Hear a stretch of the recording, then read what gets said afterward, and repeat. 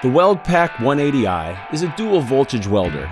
It can be connected to 120 volt or 230 volt standard household receptacles. To operate from a 230 volt power supply, just plug in the power cord.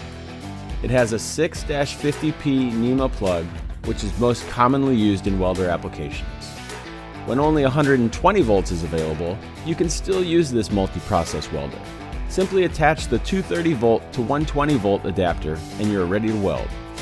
The specialized software automatically sets the output ranges on the 180i according to the 120 volt input voltage.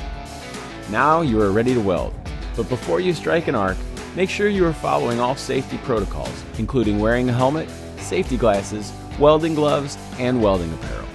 For more information, view the proper personal protection equipment video produced by Lincoln Electric Retail.